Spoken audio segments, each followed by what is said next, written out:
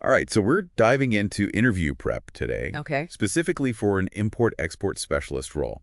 And Absolutely. this one focuses on metals and metal ores, Uh-huh. which is a pretty interesting niche, I think. It is. It's a really fascinating area. We've got a ton of resources from RoleCatcher to help us out here. Perfect. Career guides, sample interview questions, even some info on their AI tools. That'll be So helpful. let's jump right in. Well, first off, I think it's important to remember that this is a specialized area. Okay. You're not just talking about general import-export here. Right. You're dealing with metals and ores, which have their own unique set of challenges and considerations. Got it.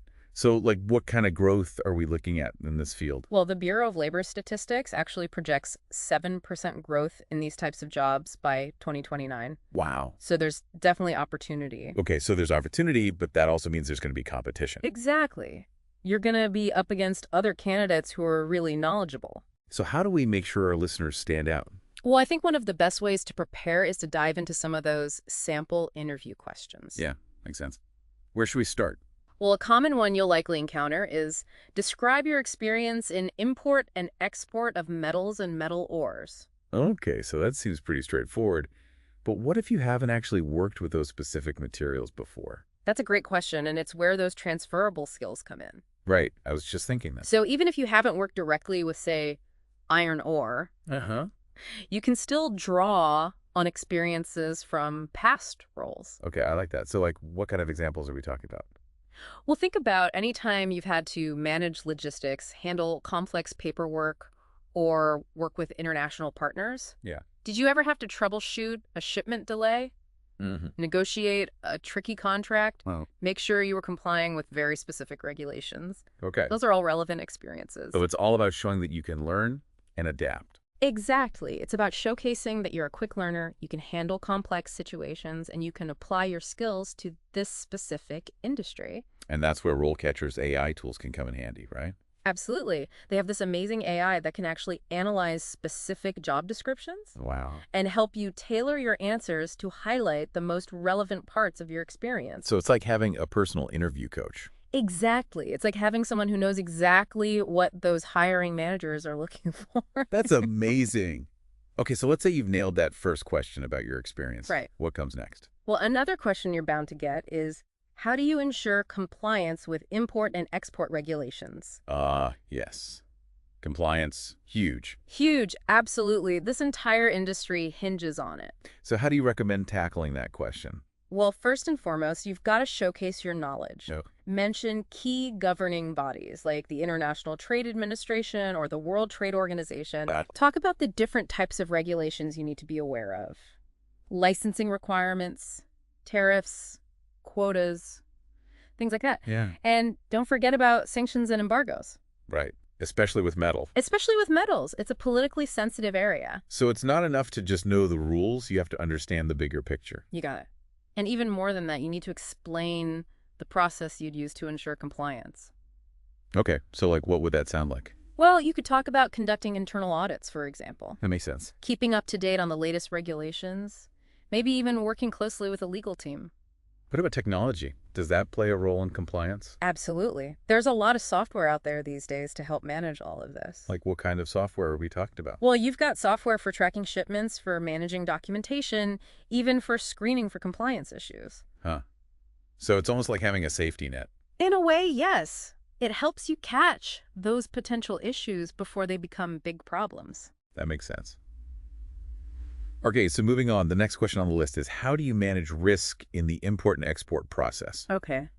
This one seems a bit broader, more open-ended. It is, and that's because they want to see how you think strategically. So what are some of the risks that come to mind when you think about importing and exporting metals and metal ores? Well, there's a whole bunch, but some of the big ones are currency fluctuations and political instability. Oh, yeah. Those were highlighted in the career guide, too. Right. And then you've also got things like price volatility, supply chain disruptions due to natural disasters or conflicts, Huh? even the potential for theft or fraud. Okay, so those are some serious risks. Mhm. How do you even begin to manage all of that? Well, I think the key is to be proactive. Mm-hmm. Have a plan in place before anything goes wrong. So, like, what would that plan look like? Well, for starters, you could diversify your suppliers, That way, if one supplier becomes unavailable, you have backups. Makes sense? You could also build strong relationships with reliable partners.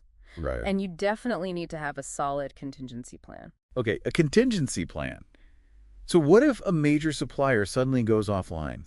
Exactly. Or what if a shipment gets delayed because of some unforeseen event?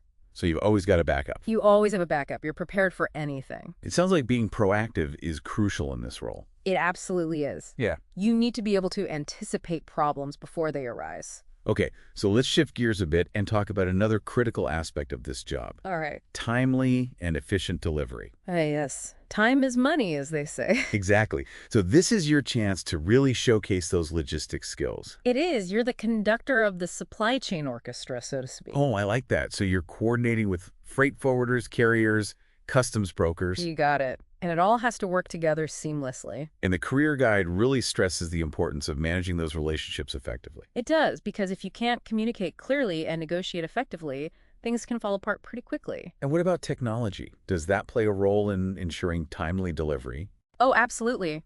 These days, you've got tracking systems, real-time updates, route optimization software. It's like the whole world is connected. It is. And all of that helps to streamline the process and keep things moving smoothly. Okay, so let's move on to a question that takes us in a bit of a different direction. Right. Describe a time when you had to resolve a conflict with a foreign supplier or customer. Okay. This one feels a bit more behavioral. It is. It's about seeing how you handle those interpersonal challenges, especially in a cross-cultural context. So even if I haven't worked in metals and ores specifically, I can still draw on experiences from other roles. Absolutely. The key is to choose a story that highlights relevant skills. Okay, so like what kind of skills are we talking about here? Well, think about things like negotiation skills, conflict resolution communication. Did you ever have to mediate a dispute between team members? Yeah. Or maybe resolve a miscommunication with a partner from a different cultural background? Okay. Those are all great examples. So it's about showing that you can navigate those tricky interpersonal situations. Exactly. And it's especially important in this role because you'll be dealing with people from all over the world. Right? Different cultures, different communication styles. Exactly. And being able to bridge those differences is a valuable skill. And don't forget, folks, RoleCatcher has tons of resources on conflict management and communication. Oh, that's right. They have a whole library of stuff on those topics. So definitely check those out if you need some extra help in those areas. Good idea.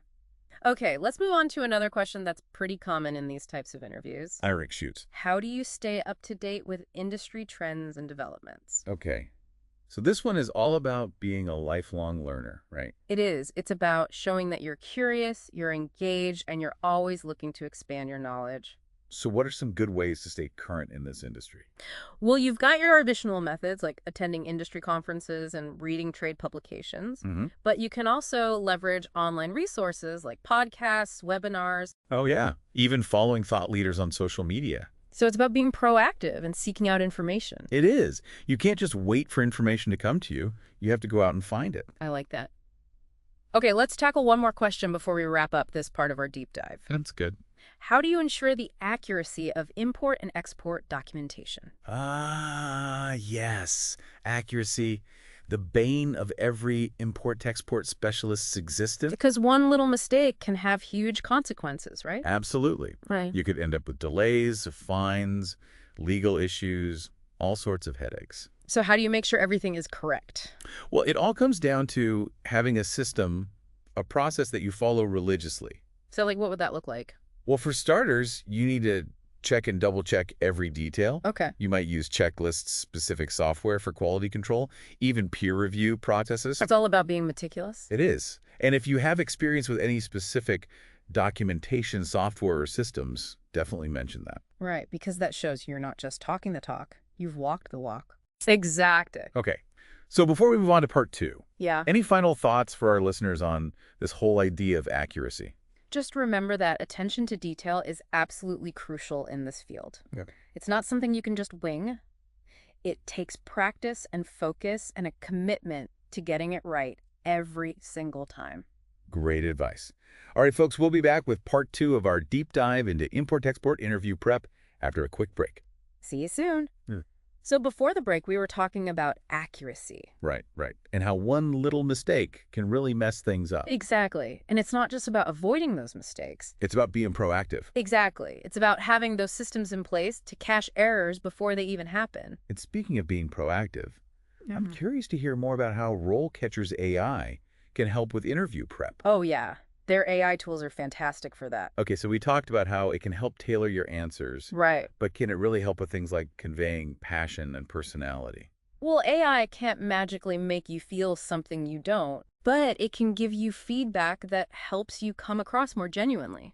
Okay, so how does that work? Well, for example, RoleCatcher's AI can analyze your tone of voice Uh-huh. and the words you use during video practice sessions. It Can traits. pick up on things like whether you sound too formal or hesitant, Oh, wow. or even a little disengaged. So it's like having a communication coach. Exactly. It's Yeah. like having someone there to give you those little nudges and tweaks. And it's all based on AI. It is. It's pretty amazing what technology can do these days. It really is. Oh. Okay, so we've talked about some general interview prep strategies, Right. but I'd love to dive back into those sample questions Okay. and explore some potential follow-up questions, because I think those are where things can get really interesting. You're absolutely right. Follow-up questions are where you get to show that you can think on your feet. Exactly. Hmm. And that you're not just reciting memorized answers. Exactly. So let's revisit that first question we discussed. Describe your experience in import and export of metals and metal ores. Okay, so let's say I highlighted experience from a different industry. Right. What kind of follow-up questions might I get? Well, they might ask something like, how do you think your experience in your previous industry will translate to the specific challenges of working with metals and metal ores? So they want to see how I can connect the dots. Exactly. They want to understand how your past experience is relevant to this particular role. Okay, so I could talk about how the principles of logistics and compliance are transferable across industries, Right. but then also highlight anything unique about the metals trade that I've learned through my research. Exactly. It's about showing that you can both apply your existing skills and adapt to new challenges. Okay, that makes sense. What other follow-up questions might come up? Well, let's say you mentioned a specific project or accomplishment in your previous role. Uh-huh. They might ask you to elaborate on the challenges you faced Okay. and how you overcame them. So even if the project wasn't a complete success, I can still use it as an opportunity to show my problem-solving skills. Absolutely. It's all about how you frame it. You can highlight the lessons you learned and how you grew from the experience. Okay, I like that. It's about turning those potential negatives into positives. Exactly. And they might also ask you to connect those lessons back to the role you're interviewing for. So how would you apply what you learned to this new position? Exactly. It's about showing that you can reflect on your experiences and extract valuable insights. Okay, those are some great points to keep in mind. Now, what about that compliance question? How do you ensure compliance with import and export regulations? All right. So with that one, they might dig a little deeper into your knowledge. So how would they do that? Well, they might ask you to give a specific example Of what? of a situation where you had to apply your knowledge of a particular regulation. Oh, okay. So I need to have some concrete examples ready to go. Exactly. They want to see that you can walk the walk, not just talk the talk. That makes sense. Yeah. What other follow-up questions might come up? Well, they might also ask you how you stay updated on changes to import-export regulation. Okay, so they're looking for that proactive mindset Exactly. They want to see that you're not just going to learn the rules once and then call it a day. because the rules are always changing. Exactly. Yeah. And they want someone who's going to stay ahead of the curve. Okay, so I can mention things like subscribing to industry newsletters, Uh-huh. attending webinars, taking those professional development courses. Exactly. All great examples. Okay, what else? Well, here's a potentially tricky one. What would you do if you discovered a potential compliance issue within your company? Ooh, that is a tough one. It is. It's really getting at your ethical judgment. So there's no easy answer here. Not really. Yeah. It's about demonstrating that you understand the gravity of the situation. And that you would take appropriate action. Exactly. You You need to show that you're not afraid to speak up if you see something wrong. Okay, that makes sense. Any other follow-up questions that come to mind? Well, let's move on to that risk management question. How do you manage risk in the import and export process? Okay, so what kind of follow-ups might come up Mhm. there? Well, they might ask you to elaborate on how you would assess the likelihood of a particular risk Okay. and its potential impact. And then how would you develop mitigation strategies? Exactly. It's all about showing that you can think critically and strategically. So I might talk about using data analysis industry. Yeah. Reports historical trends. Right. All great examples. Okay, what else? Well, they might also ask you if you've ever had to implement a contingency plan. Because of an unforeseen event. Exactly. Something that disrupted the import-export process. So they want to hear a real-world example. They do, and they want to see how you handled it. Even if it didn't go perfectly. Even if it didn't go perfectly. It's all about the lessons learned. Exactly. Okay. Any other follow-ups for the risk management question? Well, one more that comes to mind is how you would communicate potential risks. To different stakeholders. Exactly. You might have to explain things differently to senior management than you would to your colleagues or customers. So it's about tailoring your message to your audience. Exactly. And being able to do that effectively is a valuable skill. Okay, now let's move on to that question about ensuring timely and efficient delivery. All right. So with that one, they might want to know more about your experience working with specific logistics providers. Okay, so if I mentioned working with a particular freight forwarder, they might ask how I would manage that relationship. Exactly. They want to see that you can build those strong working relationships. Because those relationships are crucial in this industry. They are. They can make or break a successful shipment. Right. Okay, what other follow-up questions might come up? Well, they might ask you what metrics you would use to track and measure the efficiency of your operations. So things like on-time delivery rates, Uh-huh. customs clearance, times transportation costs. Exactly. All important metrics. What else? Well, they might also ask you about your approach to optimizing the routing and scheduling of shipments. So minimizing delays and costs? Exactly. It's all about being as efficient as possible. Okay, so I could talk about using route optimization software, exploring different transportation modes, consolidating shipments. Exactly. All great strategies for optimizing your logistics. Okay, let's shift gears back to that behavioral question about conflict resolution. Okay. Describe a time when you had to resolve a conflict with a foreign supplier or customer. All right. So with that one, they might ask you to dig a little deeper into the cultural differences that contributed to the conflict. Okay, so how would you address those differences? Exactly. They want to see that you're aware of how cultural norms can impact communication. And that you can navigate those complexities. Exactly. It's about showing that you can bridge those cultural gaps. Okay, so I might talk about how different communication styles or decision-making processes could have played a role. Right. Or maybe different perceptions of time and deadlines, Huh. and how you adapted your approach to find common ground. Okay, so it's about being flexible and understanding those cultural nuances. Exactly. It's about being a cultural chameleon in a way.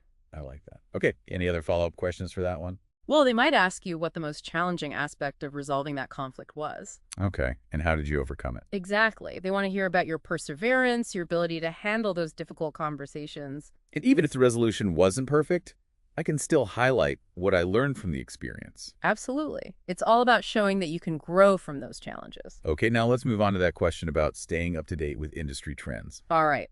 So with that one, they might ask you to share a specific example Of what?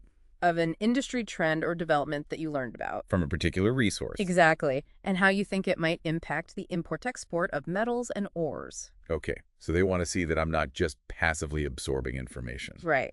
They want to see that you're thinking critically about the implications of those trends. So I might talk about a new technology in mining or transportation or a trade agreement that opens up new markets. Right. Or maybe even a geopolitical event that disrupts global supply chains. Okay, those are all good examples. What other follow-up questions might come up? Well, they might also ask you how you would share those insights with your colleagues. So it's about being a thought leader. In a way, yes. It's about demonstrating that you're not just going to keep that knowledge to yourself. Okay, so I might suggest organizing presentations or sharing relevant articles. Exactly. Or maybe even recommending professional development opportunities for the team. All right, I like that. Now, for a real curveball, what about this? How do you distinguish between credible and unreliable sources of information? Ooh, that's a good one. Because in today's world, there's so much information out there. There is. It can be overwhelming. So how do you separate the wheat from the chaff? Well, I think it's important to consider the source's reputation. What? Check for corroboration from multiple sources. Oh, right. So don't just rely on one website. Exactly. And be wary of bias. Always prioritize data and evidence-based insights. So it's about being a discerning consumer of information. Exactly. It's about being critical and analytical. Okay, let's move on to that question about accuracy and documentation. All right. How do you ensure the accuracy of import and export documentation? So with that one, They might ask you to walk them through a specific example. Of how you would ensure the accuracy of a particular document. Exactly. Like a bill of lading or a certificate of origin. Okay. So I'd break down the process step by step. Exactly. Highlight those key checkpoints, the verification methods, any specific software or tools you use. To really emphasize that attention to detail. Absolutely. Because as we discussed earlier, accuracy is paramount in this field. Right. What other follow-up questions might come up? Well, they might ask you what you would do if you discovered an error in a document that had already been submitted to customs. Oh, no. That's a nightmare scenario. It can be, but it's important to be prepared. So what should I do? Well, the key is to act quickly and decisively. Okay. Immediately notify the relevant authorities, follow the procedures for correcting the error. And take steps to prevent it from happening again. Exactly. It's about showing that you're responsible and that you take compliance seriously. Okay. Last question about managing relationships with foreign partners. All right. How do you manage relationships with foreign suppliers and customers? So with that one, they might ask you to share an example of a time when you had to adapt your communication style. To accommodate cultural differences. Exactly. They want to see that you're culturally sensitive. So I could talk about a time when I had to adjust my communication style to be more direct or indirect. Formal or informal, depending on the context. Right. Or maybe you had to learn about specific etiquette rules or business practices. Okay, all good examples. What other follow-up questions might come up? Well, they might ask you what steps you would take to build trust with a new foreign partner. So being proactive about relationship building. Exactly. It's about showing that you understand the importance of those relationships. So I could talk about regular communication transparency, being reliable and responsive, and making an effort to learn about their culture and business practices. Exactly. All great ways to build trust. Okay, here's a tough one. How would you handle a situation where a foreign partner wasn't meeting their contractual obligations? Oh, that's a tricky one. Or what if they were engaging in unethical behavior? That's a tough situation to be in. It is. So how do you handle that? Well, I think it's important to try to resolve the issue through open communication. Okay. Try to understand their perspective and find a solution that works for everyone. But what if that doesn't work? Then you might need to escalate the issue within your own company. And be prepared to take more assertive action. Exactly. Okay, now for the very last question in this set. Right. Describe a time when you had to navigate complex customs regulations. Okay. So with that one, they might ask you to describe the specific challenges you faced Okay. and how you overcame them. So I could talk about researching those obscure tariff codes, interpreting those confusing regulations, Right. gathering all that complex documentation, and maybe even working with customs brokers or legal counsel to resolve the issue. Okay. What about the resources you used for your research? Oh, yeah. I could mention official government websites, trade publications, legal databases, Right. even consulting with experts in the field. Exactly. It all shows that you're resourceful. Okay. What else might they ask? They might also ask how you stay informed about changes to customs regulations. Because those regulations are always changing. They are, and they want to see that you're committed to staying current. So I could mention subscribing to newsletters, attending conferences, taking courses, setting up alerts for specific regulations. Exactly. Okay, so we've covered a lot of ground here, We have. discussing potential interview questions and follow-up questions. It's been a good deep dive. It has. So as we wrap up this part of our conversation, what are some key takeaways for our listeners? Well, I think the biggest takeaway is that preparation is key. The more you research the company, the role, the industry as a whole, the better prepared you'll be. And that preparation will shine through in your answers. Exactly. It will give you that confidence that interviewers are looking for. Right. And confidence is key in any interview. It is. It shows that you believe in yourself and your abilities. And that you're truly interested in the opportunity. Exactly. So go out there, do your research, practice your answers, and most importantly, be yourself. Great advice. All right, folks, we'll be back with the final part of our deep dive after a quick break. Okay, so before the break, we were talking about how important preparation is, It really is key. especially when it comes to these import-export specialist interviews. Absolutely. We've gone through a ton of potential questions and follow-ups. Right. And I think our listeners are starting to get a feel for what to expect. Hopefully. But before we wrap up, I want to circle back to RoleCatcher's AI tools. Oh, yeah, those are game changers. Because we've talked about how they can help you tailor your answers Right. and even refine your delivery. Uh-huh. But can you give us a few more specific examples of how that works? Sure. So let's say you're working on a particular job application. Okay. You can actually feed that job description into RoleCatcher's AI, Oh, and it'll analyze it for you. What does it look for? Well, it looks for those keywords and phrases that are specific to that role. So like technical skills or industry jargon. Exactly. And then it can help you incorporate those into your answers. Oh, that's smart. It's like having a secret weapon. It is. It takes all the guesswork out of it. Exactly. You don't have to wonder if you're using the right language. Right. Because the AI is telling you exactly what to say. It's pretty amazing. It is. So it's not just about content, though, right? No, it's also about delivery.